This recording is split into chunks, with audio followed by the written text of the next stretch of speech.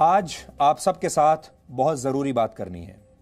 हम कोई कलाकार नहीं हैं, कोई एक्टर नहीं है जो किसी और के लिखे हुए शब्द या डायलॉग्स आपके सामने आकर पढ़ दें, और हमारे शब्द भी इतने सस्ते नहीं हैं कि कोई उन्हें पुरस्कार या पैसे से खरीद ले। इसलिए हम आपको किसी भी कीमत पर हमेशा सच ही दिखाएंगे और सच के अलावा कुछ नहीं दिखाएंगे। आज हम एक बार फिर जिहाद की बात करेंगे, वो जिहाद जिसका नाम सुनते ही इस देश में बहुत सारे लोग परेशान हो उठते हैं।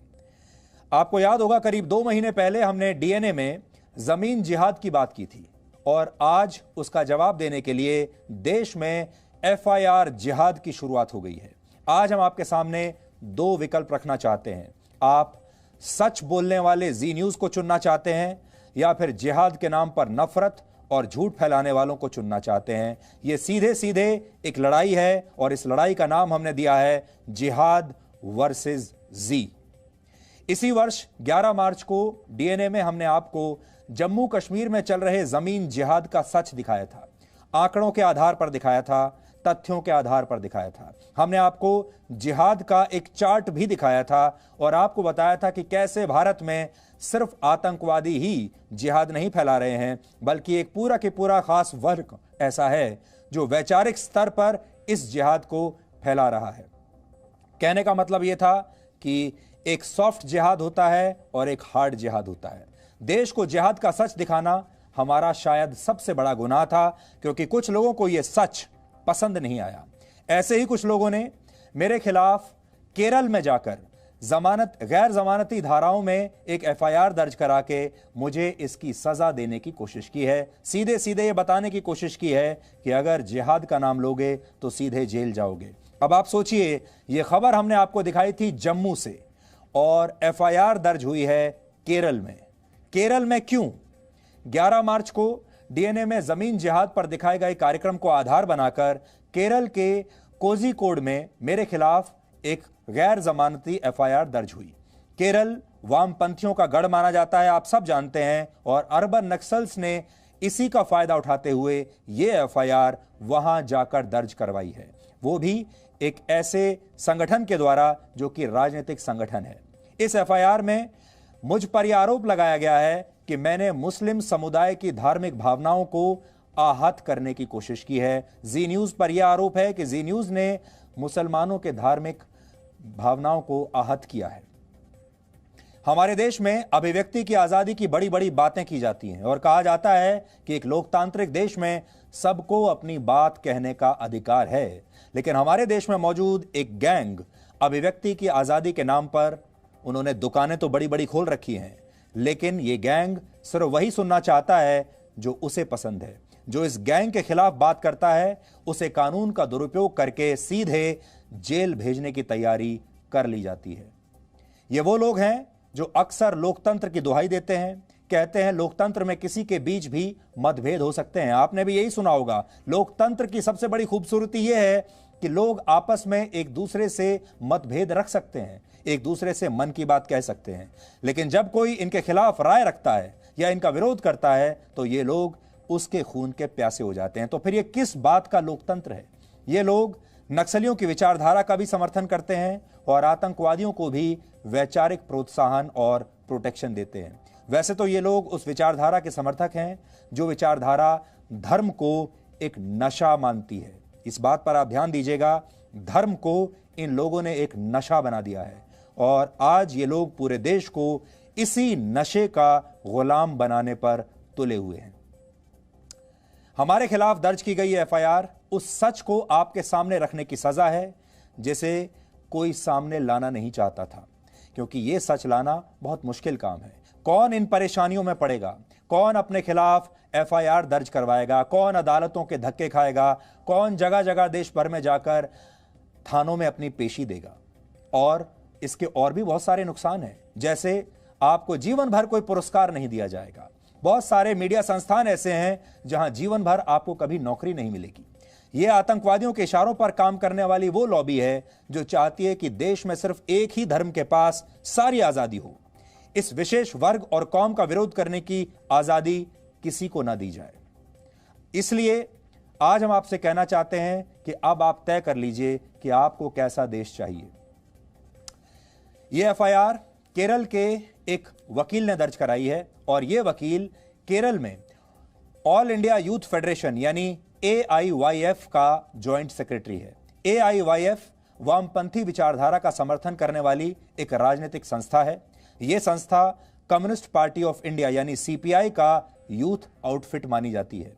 केरल में वामपंथी गठबंधन लेफ्ट डेमोक्रेटिक फ्रंट की सरकार है, जिसका CPI भी एक हिस्सा है, यानी केरल में इस व्यक्ति की पार्टी की ही सरकार है। अब आप समझ सकते हैं कि इस पूरे FIR का केरल में क्या कनेक्शन है, और यह भी समझ सकते हैं कि किसी राज्य में जिस व्यक्ति की सरकार होगी, जिस पार्टी की सरकार होगी, जिस विचारधारा की सरकार होगी, वो सरकार आपके साथ क्या क्या कर सकती है। वो बिना तथ्यों के आपके खिलाफ FIR दर्ज करा सकती है, आप पर मनगढ़ंत आरोप लगाए जा सकते हैं। लेकिन अब आप बदले की इस कार्रवाई की वजह भी जान लीजिए। हम इस देश के कानून का पूरा सम्मान करते हैं, इस देश की अदालतों का पूरा सम्मान करते हैं, लेकिन अगर कोई ऐसे डराने की कोशिश करेगा तो फिर हम ना तो रुकेंगे और ना ही झुकेंगे। इसीलिए किसी भी अदालत में जाने से पहले, किसी भी थाने में पेश होने से पहले हम आपके सामने आज पेश हुए हैं, ताकि आपको पूरी की पूरी तस्वीर आपके सामने बिल्कुल साफ रहे। क्योंकि कोई भी देश उस देश में रहने वाले लोगों से बनता है, और हम ये जानना चाहते हैं कि इस देश में रहने वाले लोगों की मर्जी क्या है, आप लोग क्या चाहते हैं। हमारे लिए सर्वोपरि वही है। अब देखिए, अब मैं आपके सामने हमारे तमाम गुनाहों की एक लिस्ट बनाकर लाया हूं, और ये लिस्ट आपके सामने हम पेश करेंगे। हमने इस साल कौन कौन से गुनाह किए हैं कि ये साल 2020 राष्ट्रवादी पत्रकारों के लिए एक आपातकाल साबित हो रहा है। अब गुनाहों की लिस्ट देखिए।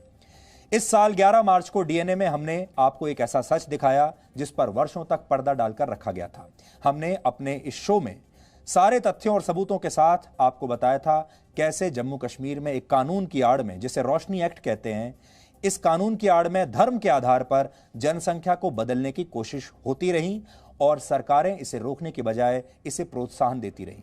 हमने आपको तथ्यों के साथ यह सच बताया था कि कैसे सरकारी जमीन पर मालिकाना हक देने वाले रोशनी एक्ट के तहत जम्मू में 25,000 लोग बसा दिए गए, जबकि कश्मीर में सिर्फ 5,000 लोगों को बसाया गया।